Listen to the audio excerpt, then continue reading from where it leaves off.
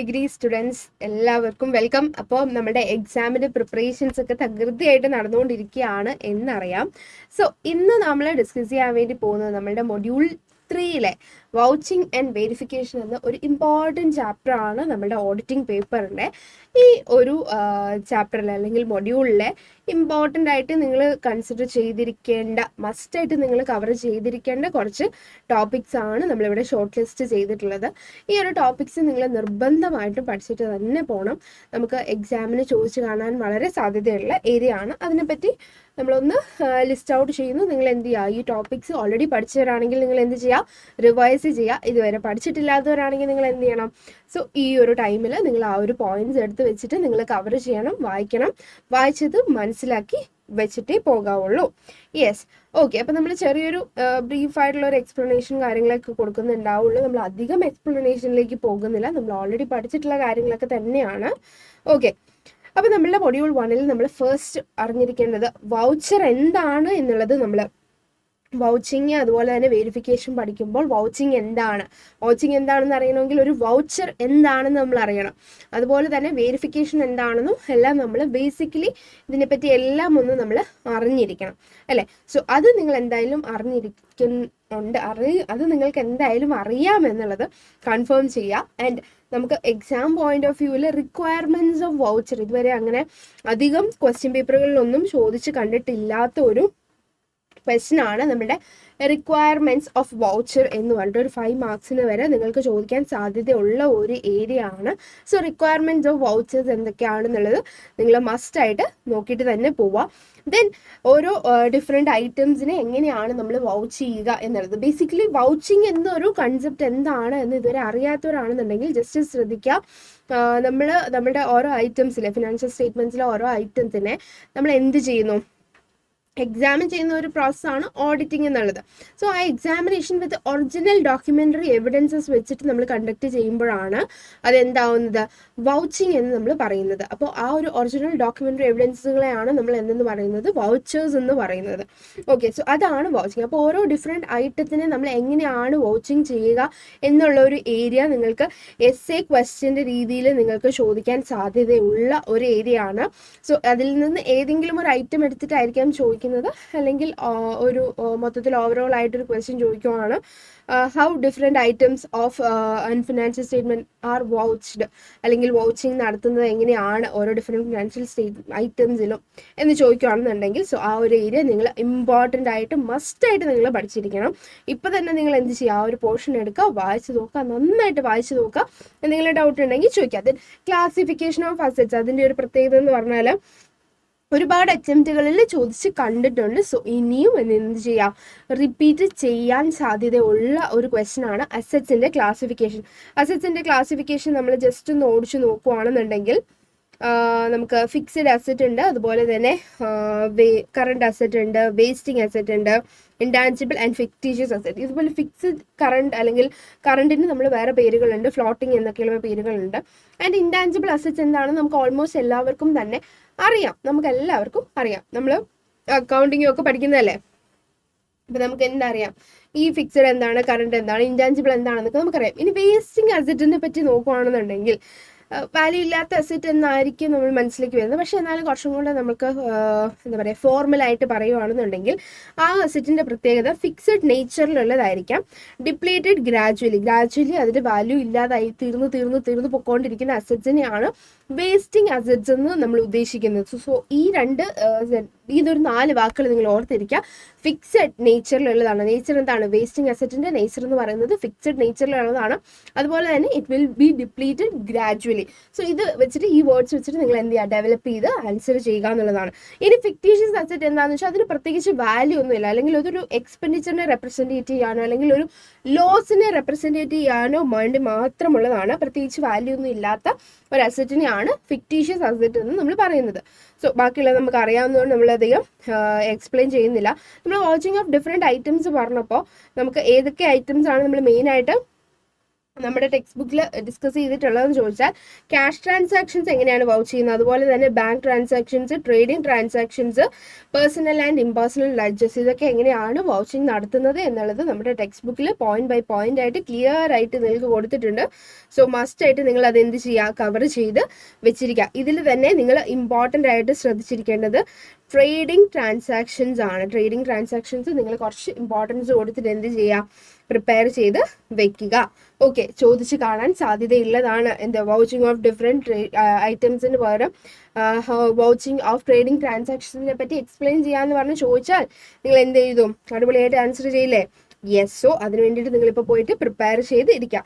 Then അടുത്തെന്ന് പറയുന്നത് verification and valuation of different types of liabilities. Verification and valuation ഓരോ അസറ്റ്സിൻ്റെയും കാര്യങ്ങളെല്ലാം നമുക്ക് എന്ത് ചെയ്യാനുണ്ട്, പഠിക്കാനുണ്ട്. അതിൽ തന്നെ നിങ്ങൾ ഇമ്പോർട്ടൻ്റ് ആയിട്ട് എന്ത് നോക്കിയിരിക്കുക, ലയബിലിറ്റീസ് നോക്കിയിരിക്കുക. Verification and valuation of different types of liabilities എന്ന് പറഞ്ഞിട്ടൊരു ഏരിയ ഉണ്ട്. എസ്എ ക്വസ്റ്റിന് 15 മാർക്കിനൊക്കെ ചോദിക്കാൻ നല്ലൊരു അടിപൊളി ക്വസ്റ്റ്യൻ ആണ്. നിങ്ങൾക്ക് ചോദിച്ച് കണ്ടാൽ നിങ്ങൾക്ക് എഴുതാൻ പാകത്തിന് നിങ്ങൾ അതിനെപ്പറ്റി എല്ലാം പഠിച്ചിരിക്കുക. സോ ബേസിക്കലി നമുക്ക് വേരിഫിക്കേഷൻ എന്താണ്, അതുപോലെ തന്നെ വാലുവേഷൻ എന്താണ് എന്നൊക്കെ നിങ്ങൾ അറിഞ്ഞിരിക്കുക. എന്നിട്ട് ലയബിലിറ്റീസിൽ ഓരോ ടൈപ്പ് ഓഫ് ലയബിലിറ്റീസിൽ എങ്ങനെയാണ് ഈ വേരിഫിക്കേഷൻ, എങ്ങനെയാണ് ഈ വാലുവേഷൻ കണ്ടക്ട് ചെയ്യുന്നത് എന്നുള്ളത് നിങ്ങൾ ജസ്റ്റ് ഒന്ന് വായിച്ചിരിക്കുക. നമുക്ക് ഭയങ്കര അണ്ടർസ്റ്റാൻഡിങ് ആയിട്ടുള്ള കാര്യങ്ങളാണ്, കാരണം നമുക്ക് ഒരുപാട് കണക്ട് ചെയ്യാൻ പറ്റുന്ന കാര്യങ്ങളായിരിക്കും അതൊക്കെ. ഓക്കെ, ദെൻ നമ്മളുടെ മൊഡ്യൂൾ 4ലേക്ക് നമ്മൾ ഇനി വേറൊരു സെക്ഷൻ വീഡിയോ ആയിട്ട് ചെയ്ത് ടൈം നമുക്ക് അത്രയും വേസ്റ്റ് ചെയ്യണ്ട. നമുക്ക് പെട്ടെന്ന് തന്നെ ഇമ്പോർട്ടൻറ്റ് ടോപ്പിക്സ് എന്ത് ചെയ്യാം, ഡിസ്കസ് ചെയ്ത് പോവാം. സോ മൊഡ്യൂൾ 4 എന്ന് പറയുന്നത് എന്താണ്, auditors of joint company. Joint കമ്പനിയുടെ ഓഡിറ്റേഴ്സിനെ പറ്റിയാണ് ഡിസ്കസ് ചെയ്യുന്നത്. അവിടെ നമ്മൾ ഇമ്പോർട്ടൻ്റ് ആയിട്ട് ശ്രദ്ധിച്ചിരിക്കേണ്ടത്, ഫസ്റ്റ് ഓഡിറ്ററിനെ അപ്പോയിന്റ് ചെയ്യുന്ന കാര്യങ്ങളൊക്കെ നമ്മുടെ പ്രീവിയസ് ഇയർ ക്വസ്റ്റ്യൻസിലൊക്കെ നമ്മൾ ചോദിച്ചു കണ്ടിട്ടുണ്ട്. സബ്സിക്വൻറ്റ് ഓഡിറ്ററിനെ എങ്ങനെയാണ് അപ്പോയിന്റ് ചെയ്യുന്നത് എന്നൊരു ക്വസ്റ്റ്യൻ ഇതുവരെ വന്ന് കണ്ടിട്ടില്ല. അതുകൊണ്ട് നിങ്ങൾക്ക് എന്ത് ചെയ്യാം, ഇതുവരെ അധികം അങ്ങനെ ചോദിച്ചു കണ്ടിട്ടില്ല. അപ്പം നിങ്ങൾക്ക് ആ ഒരു കാര്യങ്ങൾ എന്ത് ചെയ്യാം, കോൺസെൻട്രേറ്റ് ചെയ്യാവുന്നതാണ്. എന്ത്, അപ്പോയിൻമെൻറ്റ് ഓഫ് സബ്സിക്വൻറ്റ് ഓഡിറ്റർ എന്തൊക്കെയാണെന്നുള്ളത് നോക്കിയിരിക്കുക. നിങ്ങൾക്ക് ഈസി ആയിട്ട് ഒന്നും അറിയത്തില്ലെങ്കിലും ഇത്രയും ഒരു പോയിന്റ്, ഇങ്ങനെയല്ല ഇത് എന്താണെന്ന് പറഞ്ഞുതരാം. നിങ്ങൾക്ക് ഓൾറെഡി പഠിച്ചവർക്ക് അറിയായിരിക്കും. ഷെയർ ഹോൾഡേഴ്സ് ആയിരിക്കും അപ്പോയിന്റ് ചെയ്യുന്നത്, സബ്സിക്വൻറ്റ് ഓഡിറ്റേഴ്സിനെ അപ്പോയിന്റ് ചെയ്യുന്നത്. എങ്ങനെയായിരിക്കും, ഓർഡിനറി റെസൊല്യൂഷൻ. എങ്ങനെയാണ്, ഓർഡിനറി റെസൊല്യൂഷനിലൂടെ ആയിരിക്കും എന്ത് ചെയ്യുന്നത്, അപ്പോയിന്റ് ചെയ്യുന്നത്. ഓക്കെ, ഓർഡിനറി റെസൊല്യൂഷനിലായിരിക്കും. എവിടെ വെച്ചിട്ടായിരിക്കും, at annual general meeting, SHOR at AGM എന്ന് ഓർത്ത് വെക്കുക. എന്ത്, സബ്സിക്വൻറ്റ് ഓഡിറ്റേഴ്സിനെ അപ്പോയിന്റ് ചെയ്യുന്നത് ഷെയർ ഹോൾഡേഴ്സ്. എങ്ങനെയാണ് അപ്പോയിന്റ് ചെയ്യുന്നത്, ഓർഡിനറി റെസൊല്യൂഷനിലൂടെ. ഓർഡിനറി റെസൊല്യൂഷൻ എവിടെയാണ് പാസ് ചെയ്യുന്നത്, ആനുവൽ ജനറൽ മീറ്റിംഗ്. നമ്മുടെ 6th AGM വരെയാണ് ആൾക്ക് എന്ത് ചെയ്യാൻ പറ്റുന്നത്, ഹോൾഡ് ചെയ്യാനായിട്ട് പറ്റുന്നത്. നമ്മൾ പറയുന്ന ടേം എന്ന് പറയുന്നത് ഹോൾഡ് ഓഫീസ് എന്നുള്ളതാണ്. That subsequent auditor can hold office till the conclusion of 6th AGM എന്നുള്ളതാണ് നമ്മൾ പഠിച്ചിരിക്കുന്നത്. സോ ഓഡിറ്റർ, സബ്സിക്വൻറ്റ് ഓഡിറ്ററിനെ അപ്പോയിന്റ് ചെയ്യുന്നത് ആരാണ് എന്ന് ചോദിച്ചാൽ എഴുതാനുള്ള ആൻസർ ആയല്ലോ. Yes. Okay, then statutory duties of an auditor. ഓഡിറ്ററിൻ്റെ ഡ്യൂട്ടീസ് പൊതുവേ വളരെ ഇമ്പോർട്ടൻ്റ് ആയിട്ടുള്ള ഒരു ക്വസ്റ്റ്യൻ തന്നെയാണ്.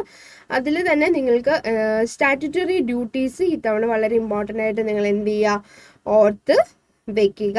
ഓക്കെ, സോ എന്താണ് സ്റ്റാറ്റ്യൂട്ടറി ഡ്യൂട്ടീസ്? സ്റ്റാറ്റ്യൂട്ടറി ഡ്യൂട്ടീസ് എന്ന് പറഞ്ഞാൽ എന്താണെന്ന് ചോദിച്ചാൽ, സ്റ്റാറ്റ്യൂട്ട് നിയമപ്രകാരം ഒരു ഓഡിറ്റർ ചെയ്തിരിക്കേണ്ട ഡ്യൂട്ടീസ് ഏതൊക്കെയാണ് എന്നുള്ളതാണ് സ്റ്റാറ്റ്യൂട്ടറി ഡ്യൂട്ടീസ് കൊണ്ട് നമ്മൾ ഉദ്ദേശിക്കുന്നത്. അതിൽ തന്നെ എന്ത് ചെയ്യുക, റിപ്പോർട്ട് പ്രിപ്പയർ ചെയ്യുക. ഒരു ഓഡിറ്റ് റിപ്പോർട്ട് പ്രിപ്പയർ ചെയ്യേണ്ടത് ആരാണ്, ഓഡിറ്ററാണ്. എന്തിനു വേണ്ടിയിട്ടാണ് ഓഡിറ്റിംഗ് നടത്തുന്നത്, ഒരു ഫൈനൽ ഒപ്പീനിയൻ അറിയിക്കണം. അപ്പോൾ ആ ഒരു ഒപ്പീനിയൻ ഒരു ഓഡിറ്റ് റിപ്പോർട്ടിലൂടെയാണ് അറിയിക്കുന്നത്. സോ ഒരു ഓഡിറ്റ് റിപ്പോർട്ട് പ്രിപ്പയർ ചെയ്യുക എന്നുള്ളതാണ് ഫസ്റ്റ് സ്റ്റാറ്റ്യൂട്ടറി എന്ത് റിക്വയർമെന്റ് എന്ന് പറയുന്നത്. ദെൻ ഇൻവെസ്റ്റിഗേറ്റേഴ്സ് അപ്പോയിന്റഡ് ആയിട്ട് ഇൻവെസ്റ്റിഗേറ്റേഴ്സ് അവിടെ ഉണ്ടെങ്കിൽ അവരെ അസിസ്റ്റ് ചെയ്യുക എന്നുള്ളതും ഓഡിറ്ററിന്റെ ഒരു സ്റ്റാറ്റ്യൂട്ടറി ഡ്യൂട്ടിയാണ്. അതുപോലെ തന്നെ ചില കാര്യങ്ങൾ സർട്ടിഫൈ ചെയ്യണം. ഇത് ഓരോ പോയിന്റ് ആയിട്ടാണ് ഞാൻ കോമൺ ആയിട്ട് എടുത്തിട്ടുണ്ടെന്നുള്ളതേ ഉള്ളൂ. സർട്ടിഫൈ റിപ്പോർട്ട്, സ്റ്റാറ്റ്യൂട്ടറി റിപ്പോർട്ട് എന്ത് ചെയ്യണം, സർട്ടിഫൈ ചെയ്യണം. അതുപോലെ തന്നെ പ്രോഫിറ്റ് ആൻഡ് ലൂസ് അക്കൗണ്ടിനെ സർട്ടിഫൈ ചെയ്യണം. ആൻഡ് ഡിക്ലറേഷൻ ഓഫ് സോൾവൻസി ഉണ്ടെന്നുണ്ടെങ്കിൽ അതിനെ എന്ത് ചെയ്യണം, ഈ auditor as per statutory duties certify ചെയ്യണം. ആൻഡ് അതുപോലെ തന്നെ സൈൻ ചെയ്യണം. എന്താണ് സൈൻ ചെയ്യേണ്ടത്? ഓഡിറ്റ് റിപ്പോർട്ടിനെ സൈൻ ചെയ്യണം. ആര് സൈൻ ചെയ്യണം? ഓഡിറ്റർ സൈൻ ചെയ്യണം. ദെൻ സെൻട്രൽ ഗവൺമെന്റിനെ എന്ത് ചെയ്യണം? അസിസ്റ്റ് ചെയ്യണം. ഇത്രയുമാണ് സ്റ്റാറ്റ്യൂട്ടറി ഡ്യൂട്ടീസ് ഓഫ് നമ്മുടെ ഓഡിറ്റർ. ഓക്കെ, ദെൻ ഓഡിറ്ററിന്റെ ലയബിലിറ്റീസ് ഏതൊക്കെയാണ് നമുക്കറിയാം അല്ലേ? നമുക്കറിയാം ക്രിമിനലും ഉണ്ട്, സിവിലും ഉണ്ട്. ക്രിമിനൽ ലയബിലിറ്റി എന്താണ്, സിവിൽ ലയബിലിറ്റി എന്താണെന്നൊക്കെ വളരെ വ്യക്തമായിട്ട് നിങ്ങൾ എന്ത് ചെയ്യുക? പഠിച്ച് തന്നെ വെച്ചിരിക്കുക. അതിന് ഓഡിറ്റ് റിപ്പോർട്ടിൽ നമുക്ക് ഒരുപാട് ഏരിയാസ് ഉണ്ട്.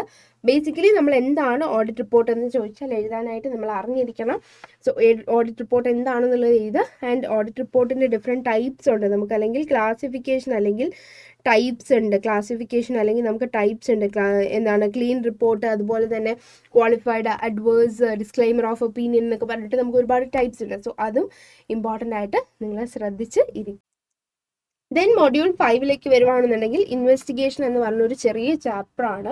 ചെറുതാണ് പക്ഷേ ഇമ്പോർട്ടൻ്റ് ആണ്, പക്ഷേ ഈസിയാണ്. സ്മോൾ ഇമ്പോർട്ടൻറ്റ് ബട്ട് ഈസി ആയിട്ടുള്ള ഒരു സബ്ജക്റ്റ് അല്ലെങ്കിൽ ഒരു ചാപ്റ്ററാണ് ഇൻവെസ്റ്റിഗേഷൻ എന്നുള്ളത്. സോ ഇൻവെസ്റ്റിഗേഷൻ എന്നുള്ളത് നമുക്കറിയാം ഓഡിറ്റിംഗ് പോലെ തന്നെ നേച്ചറിലുള്ള ഒരു എക്സാമിനേഷൻ അല്ലെങ്കിൽ ഒരു എൻക്വയറി തന്നെയാണ്. പക്ഷേ ഈ പറഞ്ഞ പോലെ ഓഡിറ്റിംഗ് പോലെ ഒരു സ്റ്റാറ്റ്യൂട്ടറി കംപ്ലൈൻസോ കാര്യങ്ങളോ ഒന്നും ഉള്ളതല്ല. നമ്മുടെ റിക്വയർമെൻറ്റ് അനുസരിച്ച് ഏതെങ്കിലും സിറ്റുവേഷൻസ് വരുമ്പോൾ സമയത്ത് സ്പെസിഫിക് കാര്യങ്ങൾക്ക് വേണ്ടിയിട്ടായിരിക്കും നമ്മൾ ഈ ഇൻവെസ്റ്റിഗേഷൻ കണ്ടക്ട് ചെയ്യുന്നത്. ഓക്കെ, സോ എന്താണ് what do you mean by അല്ലെങ്കിൽ ഡിഫൈൻ എന്ന് ചോദിച്ചാൽ നമ്മൾ എഴുതാൻ പാകത്തിന് നമ്മൾ ഇൻവെസ്റ്റിഗേഷൻ്റെ ഒരു ഡെഫിനിഷൻ അല്ലെങ്കിൽ മീനിങ് മസ്റ്റ് ആയിട്ട് പഠിച്ചിരിക്കണം. സോ നമുക്കൊരു മീനിങ് ഇത് ഡെഫിനിഷനാണ്, ഈസി ആയിട്ട് നോക്കുകയാണെന്നുണ്ടെങ്കിൽ an examination of accounts and records for some special പർപ്പസിന് വേണ്ടിയിട്ട് നടത്തുന്ന ഒരു എക്സാമിനേഷൻ ആണ്. നമ്മൾ എനിവേ നമ്മൾ ഇൻ കൊമേഴ്ഷ്യൽ ടേംസിലാണ് നമ്മൾ പഠിക്കുന്നത്. അപ്പോൾ നമുക്ക് അവിടെ എന്താണ് എക്സാമിൻ ചെയ്യാനുള്ളത്? നമ്മുടെ അക്കൗണ്ട്സ്, റെക്കോർഡ്സ് കാര്യങ്ങളൊക്കെയാണ് നമുക്ക് അവിടെ എക്സാമിൻ ചെയ്യാനുള്ളത്. അപ്പോൾ ഒരു examination of what? Accounts and records. എന്തിനു വേണ്ടിയിട്ടാണ്? ഫോർ സം സ്പെഷ്യൽ പർപ്പസ് എന്നുള്ളതാണ്. ഇത് ഓരോ ക്വസ്റ്റ്യൻ ആണ് എന്താണ് എന്നുള്ളത്. Investigation is basically an examination. എന്തിനെയാണ് എക്സാമിൻ ചെയ്യുന്നത്? Of what? Examination of what എന്ന് ചോദിച്ചാൽ നമ്മൾ എന്ത് ചെയ്തു? Accounts and records. ഓക്കെ, പിന്നെ ഫോർ വാട്ട് എന്ന് ചോദിച്ചാൽ നമ്മൾ എന്ത് ചെയ്യും? സ്പെഷ്യൽ പേർപ്പസ്, ഓരോ സർക്കംസ്റ്റൻസസിലുള്ള സ്പെഷ്യൽ പേർപ്പസിന് വേണ്ടിയിട്ട്. ദെൻ നമ്മൾ പറഞ്ഞു ഡിഫറെൻറ്റ് ടൈപ്സ് ഓഫ് ഓഡിറ്റ് ഉണ്ട്. നമുക്ക് വേണമെങ്കിൽ ഒരു റണ്ണിങ് ബിസിനസ് പർച്ചേസ് ചെയ്യുന്ന സമയത്ത് നമുക്ക് ആ ഒരു റണ്ണിങ് ബിസിനസ്സിൽ ഒരു ഇൻവെസ്റ്റിഗേഷൻ ഒക്കെ നടത്തി പക്കാണ് പെർഫെക്റ്റ് ആണോ എന്ന് തീരുമാനിച്ച് നമുക്ക് എന്ത് ചെയ്യാം? ആ റണ്ണിങ് ബിസിനസ് പർച്ചേസ് ചെയ്യാവുന്നതാണ്. അപ്പോൾ ഒരു acquisition of A running business നമുക്കൊരു ഇൻവെസ്റ്റിഗേഷൻ നടത്താവുന്നതാണ്. ഇറ്റ് ഈസ് ഒരു ടൈപ്പ് ഓഫ് ഓഡിറ്റ് എന്നുള്ളത്. രണ്ടാമത്തെ ടൈപ്പ് ഓഫ് ഓഡിറ്റ് എന്ന് പറയുന്നത് ഒരു ഫ്രോഡ് സസ്പെക്ട് ചെയ്യുന്ന സമയത്ത്, ഒരു ഫ്രോഡ് നമ്മൾ കണ്ടെത്തുകയാണ്, ഒരു ഫ്രോഡ് നടത്തുന്നു എന്ന് നമ്മൾ അറിയുന്ന സമയത്ത് നമുക്ക് അവിടെ എന്ത് നടത്താം? ഇൻവെസ്റ്റിഗേഷൻ നടത്താം. ഓക്കെ, ഈ ഫ്രോഡ് എന്ന് പറയുന്നത് 3 രീതിയിൽ സംഭവിക്കാം. മിസ്അപ്രോപ്രിയേഷൻ ഓഫ് ക്യാഷ്, അല്ലെങ്കിൽ മിസ്അപ്രോപ്രിയേഷൻ ഓഫ് ഗുഡ്, അല്ലെങ്കിൽ മിസ്അപ്രോപ്രിയേഷൻ ഓഫ് അക്കൗണ്ട്സ് അല്ല, മാനിപ്പുലേഷൻ ഓഫ് അക്കൗണ്ട്സ് അവിടെ നടക്കുകയാണെന്നുണ്ടെങ്കിൽ ഇത്തരം കാര്യങ്ങൾ നടക്കുമ്പോഴാണ് നമ്മൾ ഫ്രോഡ് നടന്നു എന്ന് നമുക്ക് പറയാൻ പറ്റുന്നത്. സോ ഈ കാര്യങ്ങൾ എന്തൊക്കെയാണെന്നുള്ളത് നമ്മൾ ഓൾറെഡി പഠിച്ചാണ്, നമുക്ക് അറിയാവുന്നതാണ്. എഗെയിൻ നിങ്ങൾ എന്ത് ചെയ്യുക?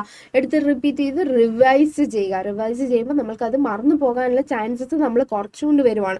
സോ മസ്റ്റായിട്ട് നിങ്ങൾ റിവിഷൻ ചെയ്യുക. ഓൾറെഡി പഠിച്ചവരാണെങ്കിൽ, ഇനി ഇതുവരെ പഠിച്ചിട്ടില്ലാത്തവരാണെങ്കിൽ പ്രശ്നമില്ല, പെട്ടെന്ന് ടെക്സ്റ്റ് എടുത്തോ വായിച്ചു നോക്കി നിങ്ങൾക്ക് ഈസി ആയിട്ട് മനസ്സിലാവുന്ന കാര്യങ്ങൾ മാത്രമേ ഉള്ളൂ. സോ ദെൻ റിപ്പോർട്ട് എന്താണ് എന്നുള്ളത്, അല്ലെങ്കിൽ റിപ്പോർട്ടിൽ എന്താണ്, ഒരു ഇൻവെസ്റ്റിഗേറ്ററിൻ്റെ റിപ്പോർട്ടിൽ എന്തൊക്കെ കാര്യങ്ങളായിരിക്കും ഉണ്ടാവുക എന്നുള്ളതാണ്. സോ ഒന്നാമതായിട്ട് നമുക്ക് എന്താണ് ഈ ഒരു ഇൻവെസ്റ്റിഗേഷൻ്റെ ഒബ്ജക്റ്റീവ് ഓഫ് ഇൻവെസ്റ്റിഗേഷൻ്റെ ഒബ്ജക്റ്റീവ് എന്താണ് എന്നുള്ളത് അതിനകത്ത് ഉണ്ടാവും. അല്ലെങ്കിൽ ഒബ്ജക്റ്റ് എന്താണ്, നമ്മൾ പറഞ്ഞില്ലേ ഒരു സ്പെഷ്യൽ പേർപ്പസിന് വേണ്ടിയിട്ടാണെന്നുള്ളത്, ആ ഒരു സ്പെഷ്യൽ പേർപ്പസ് എന്താണെന്നുള്ളത് അതിനകത്ത് ഉണ്ടാവും. അതുപോലെ തന്നെ സ്കോപ്പ് ഓഫ് വർക്ക്, എല്ലാം നമ്മൾ എന്തിനാണ് പറയുന്നത്? സ്കോപ്പ് ഓഫ് ഇൻവെസ്റ്റിഗേഷൻ്റെ സ്കോപ്പ് എന്തൊക്കെയാണെന്നുള്ളത് എഴുതിയിട്ടുണ്ടാവും. അതുപോലെ തന്നെ ഇൻവെസ്റ്റിഗേഷൻ്റെ ഒരു ബ്രീഫ് ഹിസ്റ്ററി ഇൻവെസ്റ്റിഗേഷൻ റിപ്പോർട്ടിൽ ഉണ്ടാവും. ദെൻ മേജർ ഫൈൻഡിങ്സ് എന്തൊക്കെയാണ്, അത് വിത്ത് ഡോക്യുമെൻ്ററി എവിഡൻസസ് ആണ് നമ്മൾ ഈ ഓഡിറ്റ് റിപ്പോർട്ടിൽ സബ്മിറ്റ് ചെയ്യുന്നത്. വിത്ത് ഡോക്യുമെൻ്ററി എവിഡൻസസ് എന്തൊക്കെയാണ് മേജർ ഫൈൻഡിങ്സ്, അതിൻ്റെ with evidence. Okay, and then ഈ ഫൈൻഡിങ്സിൽ നിന്നുള്ള കൺക്ലൂഷൻസ്, ഈ ഫൈൻഡിങ്സിൽ നിന്ന് നമുക്ക് എന്തൊക്കെയാണ് കൺക്ലൂഡ് ചെയ്യാനായിട്ട് പറ്റുന്നത്.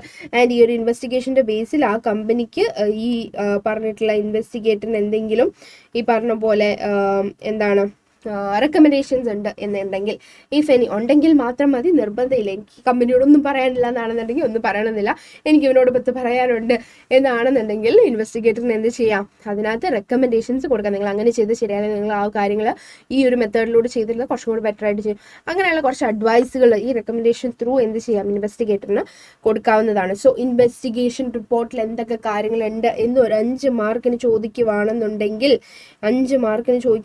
നിങ്ങൾ എന്ത് എഴുതും? ഇതൊക്കെ എഴുതി വെക്കില്ലേ? ഒരു 5 മാർക്ക് എഴുതാൻ നോക്കിയിട്ട് പറ്റുന്നില്ലല്ലോ. സോ ഒരു 5 മാർക്കിന് നിങ്ങൾക്ക് ചോദിക്കുവാണെന്നുണ്ടെങ്കിൽ നിങ്ങൾ എഴുതി വെക്കില്ലേ? ഡെഫിനറ്റ് ആയിട്ട് നിങ്ങൾ ഈ ഒരു ടോപ്പിക്ക് എന്ത് ചെയ്യുക, നിങ്ങൾ ഈ ഒരു പോയിന്റ്സ് മാത്രം എഴുതി വെക്കുക. നിങ്ങൾക്ക് ഇതിനകത്ത് നിന്ന് വേണമെങ്കിൽ OSB MCR എന്നൊക്കെ പറഞ്ഞിട്ട് നിങ്ങൾക്ക് നിമോണിക്സ് ഒക്കെ കണ്ടുപിടിച്ച് എന്ത് ചെയ്യാം, ഓർത്തിരിക്കാൻ പാകത്തിന് ഒബ്ജക്റ്റ്, സ്കോപ്പ്, അതുപോലെ തന്നെ ഫൈൻഡിങ്സിൻ്റെ കൂട്ടത്തിൽ എന്തുണ്ടാവണം, എവിഡൻസ് ഉണ്ടാവണം. അത് മുന്നായിട്ട് എന്തുണ്ട്, ബ്രീഫ് ഹിസ്റ്ററി ഉണ്ട്, ഒരു ഹിസ്റ്ററി കൊടുക്കണം. ആൻഡ് ഈ ഫൈൻഡിങ്സിൽ നിന്നുള്ള കൺക്ലൂഷൻസ് കൊടുക്കണം. റെക്കമെൻഡേഷൻസ് ഉണ്ടെങ്കിൽ റെക്കമെൻഡേഷൻസ് കൊടുക്കണം. സിമ്പിൾ അല്ലേ? എല്ലാവരും പഠിച്ചില്ലേ? ഇപ്പം തന്നെ പഠിച്ചില്ലേ ഒരു ഇൻവെസ്റ്റിഗേഷൻ റിപ്പോർട്ടിൽ? ഇനി നമ്മൾ ടെക്സ്റ്റ് എടുത്ത് നോക്കാനൊന്നും നിൽക്കണ്ട. ഇത് കറക്റ്റ് ആണെന്നുള്ളത് വേണമെങ്കിൽ ഡൗട്ട് ഉണ്ടെങ്കിൽ നോക്കിക്കോളൂ. അല്ല, നമ്മൾ പഠിക്കാനായിട്ട് നമ്മളിനി വേറെ ഈ ഒരു ടൈം അല്ലാതെ വേറെ ടൈം കണ്ടെത്തേണ്ട ആവശ്യമില്ല. സോ ഒരു ഇൻവെസ്റ്റിഗേഷൻ റിപ്പോർട്ടിനകത്ത് ഇത്രയും കാര്യങ്ങളാണ് ഉണ്ടാവും. ഒബ്ജക്റ്റ്, സ്കോപ്പ്, ഒരു ബ്രീഫ് ഹിസ്റ്ററി ഉണ്ടാവും. ആൻഡ് അതുപോലെ തന്നെ അതിനകത്ത് മേജർ ഫൈൻഡിങ്സ് ഉണ്ടാവും. മേജർ ഫൈൻഡിങ്സിന്റെ മേലുള്ള കൺക്ലൂഷൻസ് ഉണ്ടാവും. മേജർ ഫൈൻഡിങ്സ് കൊടുക്കുന്നതിന്റെ കൂട്ടത്തിൽ അതിനകത്ത് എന്തുണ്ടാവും, ഡോക്യുമെന്ററി എവിഡൻസസ് ഉണ്ടാവും അല്ലേ? ഓക്കെ, ദെൻ അതിൻ്റെ കൺക്ലൂഷൻ നമ്മൾ കൊടുക്കും. ആൻഡ് മേജർ ഫൈൻഡിങ്സിൻ്റെ കൺക്ലൂഷൻ, ദെൻ എന്തെങ്കിലും റെക്കമെൻഡേഷൻ ഉണ്ടെങ്കിൽ മാത്രം റെക്കമെൻഡേഷൻസും ഈ ഇൻവെസ്റ്റിഗേഷൻ റിപ്പോർട്ടിൽ നമുക്ക് എന്ത് ചെയ്യാം, ഇൻക്ലൂഡ് ചെയ്യാം. സോ ഇത്രയും കാര്യങ്ങളാണ് നിങ്ങൾക്ക് ഈ ഓഡിറ്റിങ്ങിൻ്റെ ഭാഗത്തുനിന്ന് നിങ്ങൾക്ക് ഇമ്പോർട്ടൻ്റ് ആയിട്ട് ഈ ഒരു എക്സാമിനെ ബേസ് ചെയ്ത് നിങ്ങൾക്ക് പ്രയോറിറ്റി ആയിട്ട് നിങ്ങൾ കാണേണ്ട കുറച്ച് ഇമ്പോർട്ടൻ്റ് ഏരിയാസ് എന്നുള്ളത്. സോ മൊഡ്യൂൾ 1 തൊട്ട് 5 വരെയുള്ളതിൽ നിങ്ങൾ ഇമ്പോർട്ടൻ്റ് ആയിട്ട് ശ്രദ്ധിച്ചിരിക്കേണ്ട ടോപ്പിക്സ് ഏതൊക്കെയാണെന്നുള്ളത് നമ്മൾ പറഞ്ഞിട്ടുണ്ട്. സോ ആ ടോപ്പിക്സ് ഒക്കെ നോക്കിയിട്ടുണ്ട്, അറ്റ്ലീസ്റ്റ് അതെങ്കിലുമൊക്കെ നോക്കിയിട്ടുണ്ട്. നിങ്ങൾ ഓൾറെഡി എല്ലാം പഠിച്ച് സെറ്റാണെന്ന് അറിയാം. പക്ഷേ എന്നാലും ഈ ഒരു പോയിന്റ്സ് കുറച്ചും കൂടെ കോൺസെൻട്രേറ്റ് ചെയ്ത് പ്രിപ്പയർ ചെയ്തിട്ട് മാത്രം പോവുക. സോ എല്ലാവർക്കും നല്ലപോലെ എക്സാം എഴുതാൻ പറ്റട്ടെ. All the very best.